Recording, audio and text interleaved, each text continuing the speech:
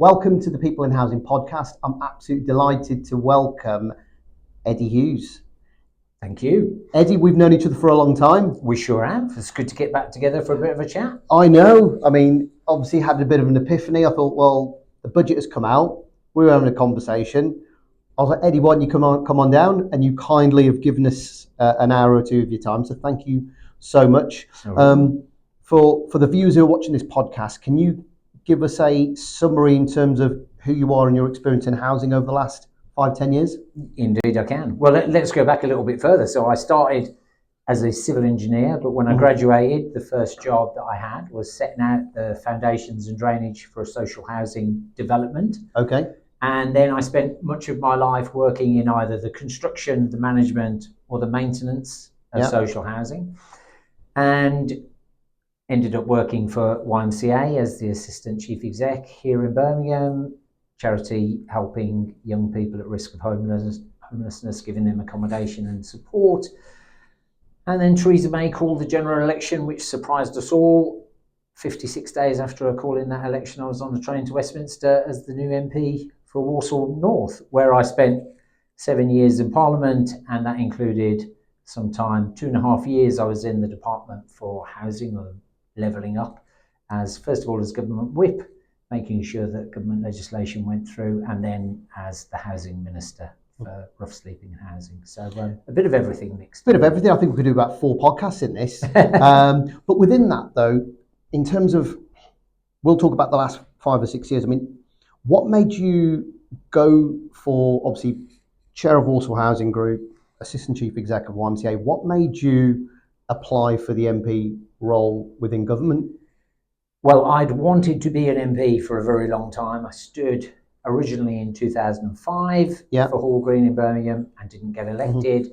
And to be honest, I thought that opportunity had passed me by. I thought the ship had sailed. Okay. And then Theresa May, when she called that surprise general election, a few people phoned me up and said, you should be the candidate for Walsall North. I was a councillor on Walsall Council, and people just thought that I would be a good fit. So I applied. It was all happening so quickly, the pace of selecting candidates, and I was delighted to be selected. So, I mean, there's not many people who are listening who would have applied for something like that. So talk us through, the application interview process for that kind of role within government. Well, let's quickly back the truck up. So, civil engineering at university, but like lots of people at university, I'd been sat around in the common room talking to my mates, and obviously we all thought we could run the country better than the politicians we saw on the news. So when I left university, I went straight back to night school, did A-level politics the first year and then A-level economics, and it was my politics teacher who said, you should take home these manifestos. I think you're more politically motivated than you realise. I read the Conservative manifesto. I realised I was a closet Conservative. I'd only voted once previously, and I voted Labour because my dad was a bus driver, my mum was a cleaner. They'd voted Labour all their lives, Irish immigrants. And so when I was going to the pub one night, my mum said, make sure you vote. And I said, how should I vote, Mum? And she said, Labour, obviously. I was 18, voting for Neil Kinnock against Margaret Thatcher. What was I playing at? Anyway, then I end up becoming a member of the Conservative Party, and it's you get drawn into it more and more. But basically, I would recommend to anybody who has done what I did, shouting at the telly and thinking they could do a better job, pick a political party, join up, get involved, and then who knows, you might end up becoming either a local councillor or an MP or the Prime Minister. Who knows where it could lead. Some of our younger viewers are going to be thinking common room at university, is that a thing? Oh dear, we're showing our age. We definitely are. And in terms of the role that you held, I mean, what were the top 2 to 3 things that held you in good shape with the exposure and experience that you had with YMCA and being chair of the board at Walsall Housing Group in doing that role as MP for Walsall? Yeah, well, being chair of the board and being a board member of Walsall Housing Group, WHG, was incredibly informative and helpful. I mean, they obviously provide social housing for a large number of residents across Walsall and across what was to become my constituency. So it was, and their tenancy engagement is just unbelievable. I mean, they are genuinely an amazing organisation to work for and with and be part of. So when you see the way they engage with tenants and they make sure that their board members have regular opportunities to speak to their tenants, so you don't have to just take the word of the executive directors when they talk about the great engagement they're doing. They let the board get out and meet members, meet tenants, so you have the chance to check for yourself firsthand. That was excellent grounding. And the time that I spent as a councillor on Walsall Council, again, various roles that meant that I had a lot of opportunity to speak to people who were to be my constituents across Willenhall and Bloxwich. So those two things combined put me in a good position to be a strong representative in Parliament. Yeah, I mean, I was born in Walsall, raised there, lived there for 46 years. So obviously I've seen the change with WHG and that evolution. You obviously secured some funding for our hometown of 25 million. Talk us through how you got that in terms of for regenerating that, that level of money, because obviously Walsall is in need of a lot of cash. For sure. Well, I tell you what's good is you get to Parliament and it is all new and exciting, or at least it was for me.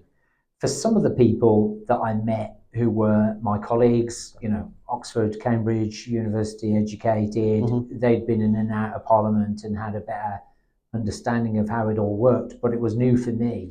And like you, Dal, I like to understand how things work and kind of get under the bonnet. And so I did that when I got to Parliament, and I spoke to lots of people in a very humble way. If I don't understand how something works, ask the people who do.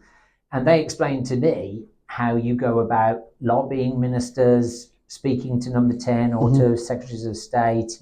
And so explain to me how the process works. So when any funding opportunities, or whenever there was even a sniff of a funding opportunity, I was straight in there speaking to the people in the constituency to understand the mechanics and the amount of money they needed and so on, and then going speaking to the relevant minister to understand how we might try and get our hands on it. And over the period that I was an MP, I mean, it was just phenomenal, the amount of money that came in. So actually, I need to give a bit of a shout out as well to Andy Street, because he was a proper inspirational guy to work with as Mayor of the Combined Authority. And, having ran John Lewis, he knew what he was doing, to say the least. So working with him for a funding bid to make sure we got money for Willenhall train station was excellent. We got some levelling up funding for Willenhall that helped us with compulsory purchase to assemble some land to build some new houses. Towns deal for Bloxwich, which is just, £25 million going to help improve King George V Park and things like that. And there's but the highlight, I have to say, of all of that effort was the funding for Walsall Manor Hospital. Okay. So, which was an incredible kind of intricate communication process between the people who were running the hospital, the chief exec at the hospital, the health department, the secretary of state, and then number 10, to try to keep in constant dialogue with everybody to explain to them just how important it was to the staff and patients of Walsall that we got the funding for that new A&E department. I'd been into the old building and it was so cramped for the staff and the patients. It was horrible. Sadly, when you have to go to the A&E in Walsall, I mean, it was dire. It was dire. It was, I mean, it was dire. There were narrow corridors and, not enough cleaning facilities in the different bays and things like that.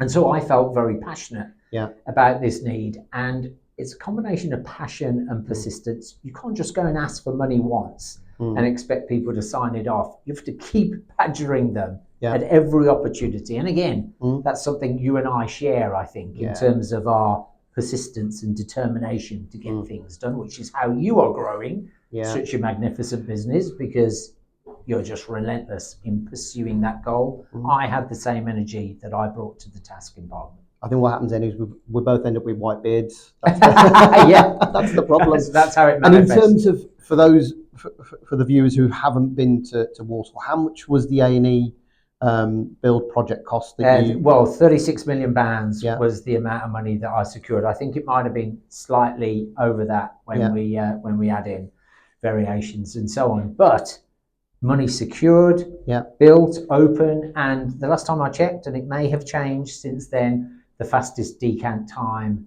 of ambulances in the West Midlands. So they became a bit of a victim of their own success because they were getting people out of the ambulances quickly and dealing with them. Other hospitals ended up redirecting some of their patients their way, but it really was. I mean, the staff there are magnificent. They do a fantastic job. It's all very well having a shiny new building, but you need dedicated staff to run. Yeah, I mean, I sadly had to go there last year, and you obviously visualise that you're going to go to the Walsall A&E, go to that really cramped up area, wait outside where it's warm, cold, warm and stuffy. And I got there and I was like, what the flipping heck is this? What the flipping heck is this? It was unreal. Yeah. So, thank you. That was absolutely brilliant. Are you allowed to talk candidly about the ones that got away in terms of bidding that you were looking to secure for the town? Well, I mean, I would say this, wouldn't I? Yeah. There wasn't anything that got away. Okay. I mean, it's quite breathtaking how much money was secured. So the money for the hospital, money for Bloxwich, money for Willenhall, money for the train station. I mean, I was only there for 7 years, and that's we're talking about upwards of 100 million quid there. Yeah. Coming into Walsall as a result of not just my lobbying, but working with Andy Street to secure that money. So no, I think we were just about as effective as we could be. And I tell you, this you say about being candid. Yeah. Let me tell you, there was one thing that frustrated me when I was a minister, and perhaps served me well. So I think frequently government departments can be a bit compartmentalised. Okay. They're a bit silo driven and they only focus on what they're doing. So frequently it was the case that, for example, the transport department might not necessarily know how much the levelling up department had given to a particular town. Yeah. And so I would be off seeing 3 different ministers asking for money. So I'd ask the health secretary for some money, I'd ask the levelling up department for some money, I asked the transport department for some money. And because they weren't talking to each other, nobody said, hang on a sec, this guy's had £25 million off us already for this, that and the other. And so luckily you end up securing money from 3 or 4 different funding streams. Now, sometimes that was a bit frustrating because I felt too much money ended up in certain places. But when I first got elected, my constituency was the poorest constituency represented by a Conservative MP. Yeah. So it needed the cash, and I'm glad I was able to secure it. No, I can relate to that because I did live in Bloxwich for a number of years. When you see the difference between the north and the south side of the town, there's a big difference. It's quite a disparity. Yeah. And when you map the life expectancy figures, it's crazy that across a single borough like Walsall, it can vary so widely. So it needed levelling up, that's for sure. 100%. So the budget's come out recently, in the last 2 weeks. What's your top 2 or 3 things that you've been really pleased about that's been released in terms of what Rachel Reeves is going to be doing for affordable housing? Well, I guess there are 3 things, and firstly, obviously the money. 2 of them are money related. So the first thing is £39 billion. It's nice for registered providers to understand long term that there's going to be a funding program available to help support them in their ambitions. Did you kind of hazard a guess how much she would be giving out, and was she kind of on the money to what you thought you should be giving out? I think it is kind of broadly in line with the amount of money that the Conservatives had spent previously. Yeah. You see, the problem is, Al, you can offer more money, but the machine has to be able to process it. Yeah. And so I guess they've done a calculation to understand just how much social housing can be built by the registered providers who are going to be delivering it, given the structural restraints that we've got. We need more brickies and plasterers, to say the least. So there's a limit on that. So I think they've pitched it at the right level in terms of the amount of money that's going to be absorbed. Because one of the things you cannot stand when you're a minister you allocate money to do something, in this case, build social housing. What you don't want at the end of the year is to see money unspent, that you've got a big budget and yet people haven't been able to make good use of it. That's in nobody's interest. So I think they've got the level right there. The second thing is fixing the funding settlement for a 10-year period, although I saw George Osborne do this previously and then review those figures. I'm a little bit worried. It's all very well offering to do these things over a 10-year horizon, but we've got some bad stuff going on around the world, and it means we're going to be spending a bit more money on defence.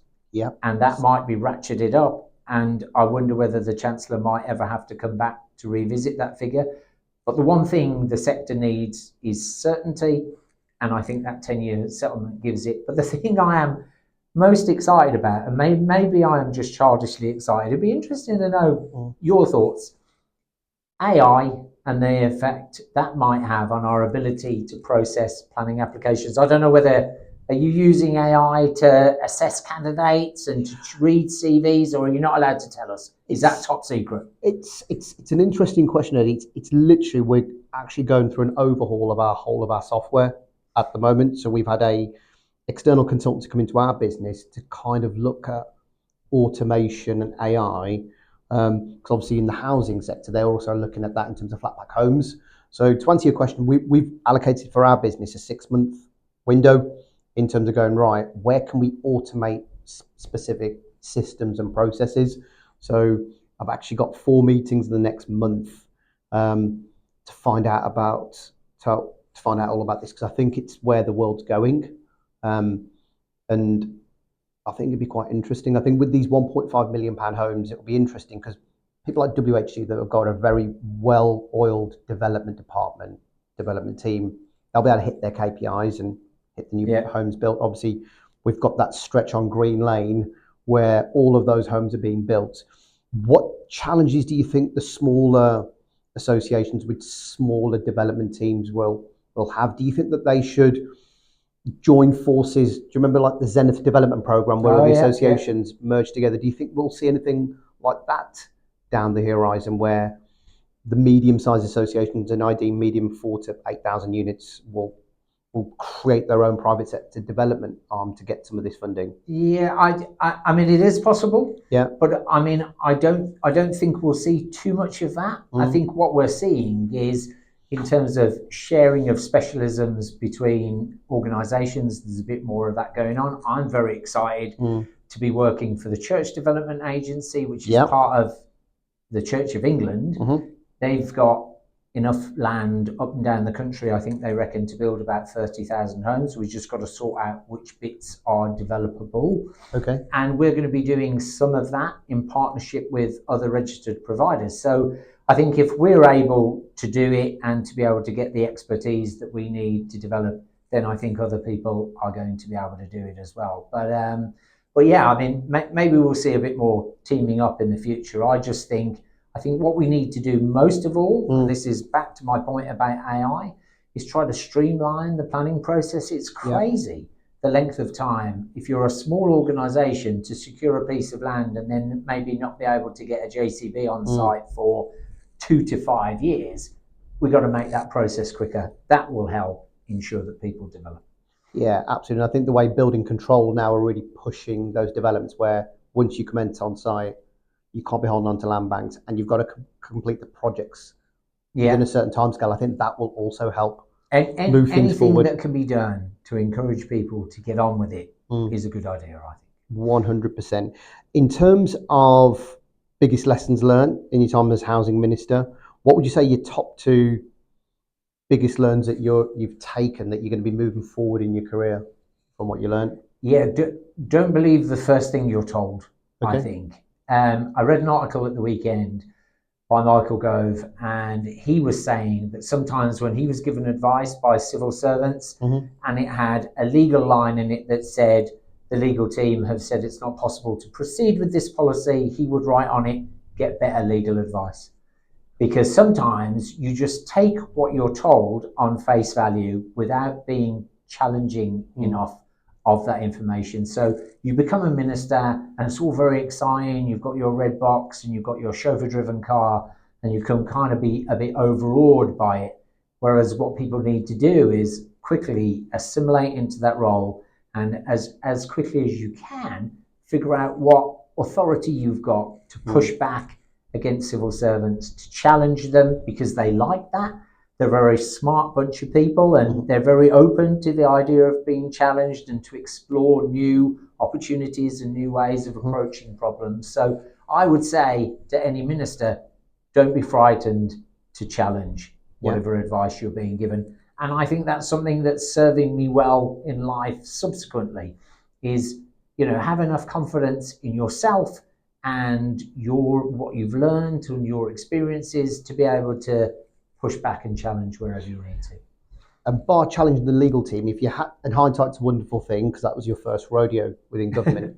If you had to do that again, what would be the top 2 things that you did differently? What would I do differently? That's a good question. I think I would probably try to narrow the focus a bit more, because the problem is that when you get your job as a minister, there's like a headline title that effectively goes on your business card, but sat below that is loads of other things, might be 15 other areas of responsibility. For example, during my time as the housing minister responsible for rough sleeping and housing, I was also the minister responsible for the building regulations. So we had what was glamorously called the Part L uplift in the building regs. So we changed the building regs as a stepping stone on the way to the future home standard. And I was responsible for that as well as a raft of other bits and bobs that they threw into the pot. So I would try to focus, again, I don't want to keep cheerleading for Michael Gove, but he said, you should just try to focus really on 3 things during your time as a minister that you put most of your effort in terms of trying to achieve them. Sometimes you kind of drift into wanting to look at loads of other things, and you move them all on a little bit, whereas it might be easier to focus on a smaller number of things and move them on a lot. And again, I feel that now in my time post-Parliament, that there's lots of things in housing that I'm excited about and wanting to be involved in. I'm doing some stuff with networks that are looking at dealing with temporary accommodation, huge challenge for Birmingham Council here right on our doorstep. So I'm just trying to focus my time on maybe 3 or 4 things in housing that I care a lot about and I can actually help with. And how has that experience within government now made you look at things differently to obviously the projects that you're looking at now? It's kind of funny. You feel like you've seen behind the curtain and you understand how the world works. And this is a very good point, because sometimes there is a very big gap between what the government of any political affiliation, what the government says, and then what happens. And sometimes I think as a minister, you think, because you've announced funding £1 billion for this or £500 million for that, you feel like your work is done, whereas actually your work is really only just beginning, because then you need to make sure that money gets out the door and delivers what the government was expecting it to deliver. So it's all very well. You referenced the spending review. We've heard what the government is going to spend on various things in the years ahead over quite a long time horizon. 10 years, I think. But but bearing in mind, there's going to be a general election in the middle of that. So Nigel Farage could be our Prime Minister by then. You never know. Crikey. So he might take a very different view, although obviously I'm not hoping and expecting Kemi Badenoch will be our Prime Minister. But yeah, it's a very unknown future. And so our job as people who are interested in the housing sector and want to see the sector in good health, we need to hold those ministers to account. We need to keep pushing them and keep in touch with them to make sure their agenda is delivered. So you tell me, who's your local MP? Oh, you're putting me on the spot now. I have no idea. See, now, well, I'm not, this is the point that I'm making. I'm saying to people, I've got this phrase, love your legislator. I think everybody should know who their local MP is, and rather than shouting at the telly about things that they're unhappy the government is doing, they, regardless of what party is representing them, they should be writing to that MP to make sure that the MP knows what they really care about. Not all the time, not every week, but just 2 or 3 things that they really care about. And try and build a relationship with your local MP. And obviously, we live in a cynical world on that note. Eddie, do people really read these emails or letters that disgruntled residents in the local area actually send? Well, now that is an interesting question, to which I would say MPs are given a budget of about 150 grand a year for staff. Yeah. So, and I had at one point an all-female team. Gabby, who ran my office, was amazing, first class honours degree graduate, super smart, and she made sure we had a really effective team who read all of those emails, and then we'd have weekly team meetings where she could explain to me what were the hot topics or who had got in touch that was particularly knowledgeable in a certain area, and did we want to bring them into the office and have a chat, or did we want to amalgamate, if we'd had 50 emails come in on a similar topic from lots of different people, was that something I particularly needed to raise with the relevant minister the next time? So no, let's not kid ourselves that any MP reads every email that comes into their office. Maybe there's some of them do, but you're given, that would be, I think, would be a waste of their time, because you're given a decent budget, and you can have a good office set up with some smart people who will crystallize that information down into something that you can use and will be accessible. Yeah, I mean, within that 150, obviously that's going to be a team of 3 to 5, depending on what levels. You just got me thinking about the Shawshank Redemption, where he used to write a letter every week. we are again showing our age. Yeah, we are. It's a great film, but if you can send a letter, but then I think we live in such a cynical world. But I think if someone's watching this to go, well, hang on a minute, I'm going to start emailing my local MP once a month. I mean, I've learned something today about that. There will be someone reading these emails to go, well, actually, there will be a call to action if there is enough noise. Yeah, for sure. I mean, and sometimes, even if it is something completely left field, that it might be coming up for discussion in Parliament in the near future, it's nice for an MP to know that they might have been making a speech to contribute to that debate in Parliament, that legislative change, and then they would love the idea of being able to feed in something that has been raised with them by a constituent. So I think that's a good idea. Future plans then, Eddie? What's the plans in the next coming years? Obviously, you've come out of Parliament. You've obviously been Assistant Chief Exec of the YMCA, which is a national, I think they've got 46 different business units. Yeah, it's like a federated organisation. That was the word I was looking for. Obviously, one of the biggest providers for social housing within the Midlands in terms of WHG. Can't call it Walsall Housing Group. What are the plans for the next couple of years now that you've got all this knowledge within different parts of public sector coupled with your private sector experience? Well, I think at the moment I'm working for 3 different organisations that are all housing related. So so it's exciting. I'm doing some proper hands-on stuff with the Church of England, the Church Development Agency, helping them assess sites. So I'm looking at about 9 or 10 sites from Derby down to Bristol to see if it's possible to develop some social housing on them.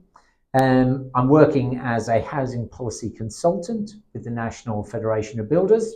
That's the oldest membership organisation in the construction industry in the UK. So they've been going for a long time now. And then the third thing is the Housing Network, and they do some great stuff. I mean, for example, a good example of the great stuff they do, they are the biggest providers of accommodation for the Ministry of Justice for people who would be discharged from prison and who would otherwise be homeless. So that's and they do such a great job of the support that they provide for those people. So so values-driven organisations and all housing related. So interesting stuff, and still only, I'm delighted to say, only keeping me busy like 2 or 3 days a week, because I'm still enjoying the pace of change from working 7 days a week as an MP to only having to work 3 days a week as a normal member of the public. You must find it a piece of cake then? Well, it's definitely different. I mean, it is. So the MP job is you're in Parliament for 4 days a week, then you come home, you're in the constituency, visiting schools and businesses for a couple of days, and then weekends you've got to knock doors, deliver leaflets, campaign with local councillors. So it is properly a 7-day-a-week job being an MP and kind of in those 3 different compartments. So I don't feel quite the same push now to be as active. I don't blame you. And you've got a really good 3 different blends. I mean, I'm familiar with a few of those organisations. I mean, talking AI earlier, is there anything that those firms are doing within that space that you've seen as a consultant that's quite forward thinking? Well, it's going to affect social housing? Not one of those organisations actually, but an organisation that I'm passionate about, and I've met the guys who founded it, is called Beam. Okay. And the guys that run that, effectively, they are tech guys. And one of the products that they've got at the moment is something called Magic Notes. And the idea is that when you're doing sensitive kind of support work, if I'm your support worker and I'm having a very personal conversation with you, you're telling me about, your drug challenges or tackling alcoholism or whatever it is, then the last thing you want to do is see me taking notes throughout. So you have something that records the conversation and then can populate template forms that are necessary for the support worker as part of their role. And it means that they can kind of be more personal in their intimate in their conversations that they have. Well, they can be present, can't they, Eddie? Absolutely. So I think that sort of kit is interesting to see in terms of AI can now figure out which person is talking and take that information and then put it into the different boxes on the form. And as you say, that leaves the support worker to be more present. So I love that idea. Yeah, it's like when you go to the GP and he or she doesn't even look at you; they're at the computer. And they go, right, you got 5 minutes, and they're just typing away. And I think that automated AI transcription, where it gives a summary, because then it gives it to the resident and the support worker, because he or she then won't miss anything. Yeah, for sure. I think that kind of technology will make people more present. Interesting. That's something that we're looking at for our consultants, so they don't miss anything. Well, look, I mean, I don't know if any of the people listening to this will have been into your office, but it is amazing to walk into that office and just see all the desks populated and a real buzz in the room. I just imagine anything that you can do will just improve some of the efficiency of the back office stuff, whereas they're leaving your staff free to have those personal conversations with clients or prospective customers. And that's very kind. Thank you, Ed. I mean, I think what it is there with it's productivity and efficiency, isn't it? So therefore that takes out does that support worker really need to be writing something when really a bot or something can automate that chat? In terms of challenges within social housing locally, because obviously we're both local guys, what do you think are the top 2 or 3 challenges that we've got within social housing within the West Midlands? Well, I think it's going to be the same West Midlands or across the country. We've seen the regulator of social housing has had some damning findings, particularly it seems to me on councils rather than registered providers. I think we're seeing that, we've just had the 8th anniversary post Grenfell. Yes. And there have been significant changes during that period. I was delighted to be associated with turning the social housing white paper into regulation. And it's taken us a long way, but there are still obviously providers up and down the country who don't know their stock and aren't close enough to their tenants. Yep. And when we see things like AWOB's law coming in, just the fact that change in the law was necessary, the changes that people will have to make sure that they understand their stock better in terms of compliance with regulation, and B, that they are closer to and are better at listening to their tenants. I think we're going to see a continuation of that journey in the months and years ahead. And it's going to continue to throw up via the work of the Housing Ombudsman and the regulator of social housing. We're going to see some bad cases coming out of the woodwork. I just hope they're few and far between. Yeah, I mean, as a recruitment company post Grenfell, obviously we saw a massive spike in all the associations asking for very specific technical surveyors, but encouragingly that there is still that demand where people are looking at it because they want to know the quality of their housing stock. Just wondering, have you seen the new Netflix documentary that's only been recently released on the Grenfell disaster? No, I haven't. No. A friend of mine watched it. He posted about it on LinkedIn, and he said it's a very, very interesting documentary. I know only been released in the last 3 or 4 days. I was going to, No, it's on my to-do list. I'll have to get and have a look at that. I mean, I was the minister responsible for liaison with the Grenfell community in the run up to the 5th anniversary of that tragic fire. 72 people died. I think, if I'm remembering correctly, 18 children. I mean, it's heartbreaking. And as a result of that responsibility, I've been into the tower and have had a floor by floor account of how the fire started and spread. And that interaction that I had with the bereaved and survivors has stayed with me ever since. I mean, it's if you want to feel motivation to deliver better outcomes for social housing tenants, that was all the motivation I needed, just spending time with those people.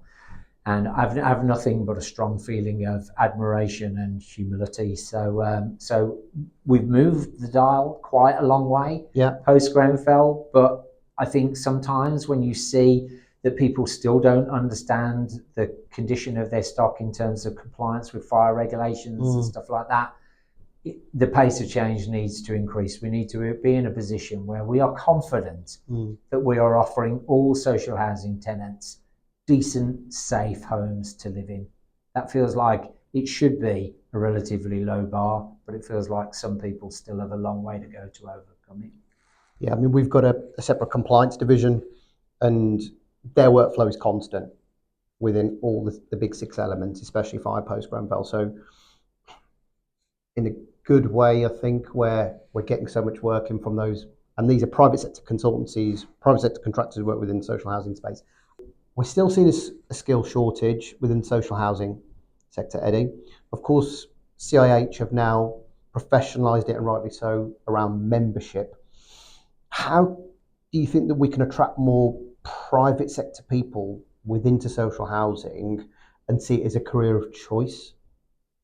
I think we need more of the exemplars in the sector to be doing more to publish or publicise the great work that they do. I mean, we've got some great housing associations operating locally. Obviously, you and I are both familiar with WHG, but Midland Heart, absolutely outstanding. Delighted to see that Joe Reeves has just become the deputy chief exec there. He's an absolute superstar.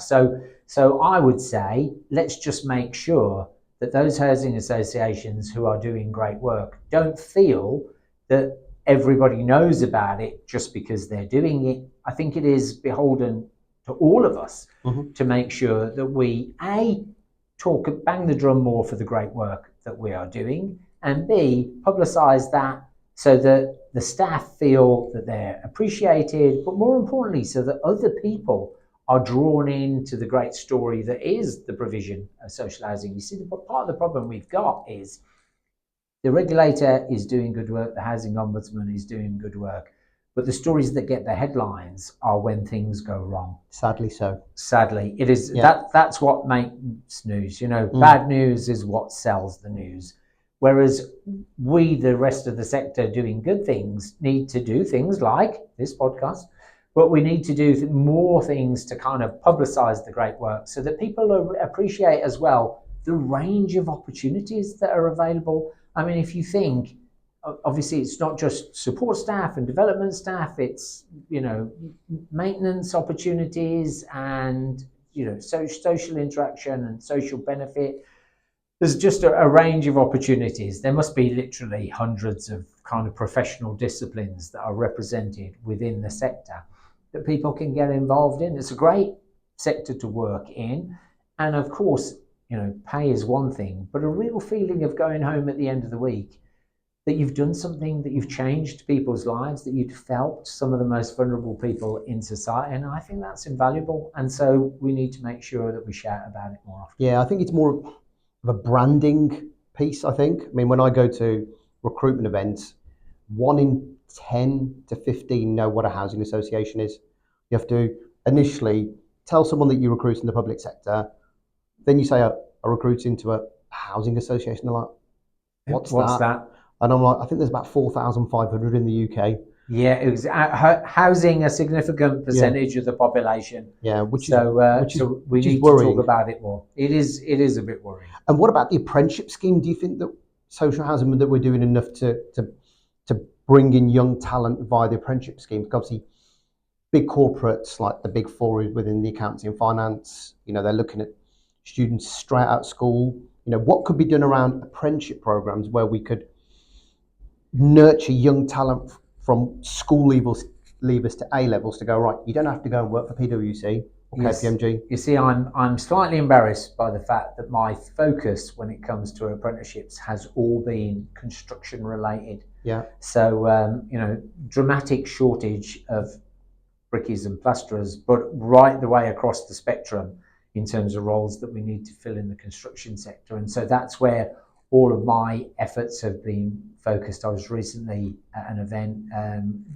Deuces and a few other people, Taylor Woodrow represented there, trying to get young people, catch young people early. We're talking about 15 or 16-year-old, to draw them into construction. I've not actually given much thought to how the apprenticeship route should be applied to social housing more generally. So I'll be going away and doing a bit of Googling and phoning a few people to understand that better myself. But you're right, that sounds like a good opportunity. And how could we bring like the private sector contractors, be it the new build and the property maintenance and the gas firms, in your opinion, with the public sector firms to go, right, we could do some sort of joint ventures to attract more young talent into our industry, but also attract more private sector professionals to go, well, actually, I want to work within the governance department of a housing association or within local government? Yeah, that's a good question. I think some of the bigger and better housing associations already have those excellent partnerships. But it's an interesting view. I mean, the NatFed, the National Federation, has different kind of strands of its organisation depending on the size of the housing provider, and maybe that's something that they could or should be doing. And terribly, if Kate listens to this, hopefully she's not shouting saying, we're already doing that. So it might be the case that the NatFed is the route by which those partnerships could be made, but it feels like that would be the obvious place for it. No, I think so. And in terms of your advice to those who want to follow your route in terms of going into government, what would your top two or three tips be to those people? Because some people watching this podcast would never even think of doing what you did, Eddie. Yeah, true. So there'll be some people there being from a housing management background, asset management, and they're not an assistant chief executive of an organisation or a board member. What would your top two or three tips be to those people? Yeah, I'm not sure whether I would be encouraging too many people, because there's a lot of effort and the chances of a reward is limited. Yeah. I mean, there are only, for example, if we take the role of an MP, there are only 650 MPs at any one time, and a general election only let's say on average every 4 years. So there's a very limited opportunity to get that type of job in the first place. But I mean, basically, pick a side, pick a team or political party that best aligns with your views and get involved. Because even if your aspiration isn't to become an MP, but your aspiration is to be involved from a political point of view and to shape policy and political thinking, then join a party and start trying to shape that from the inside, I would say.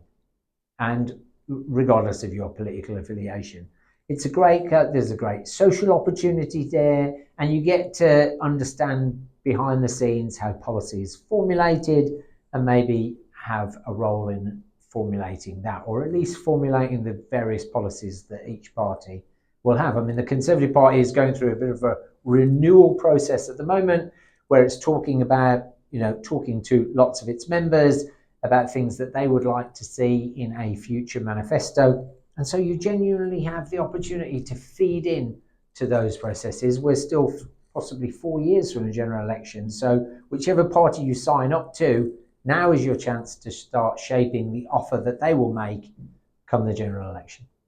I think that's a great point. I think, get involved. Don't just moan at the TV or, write your emails.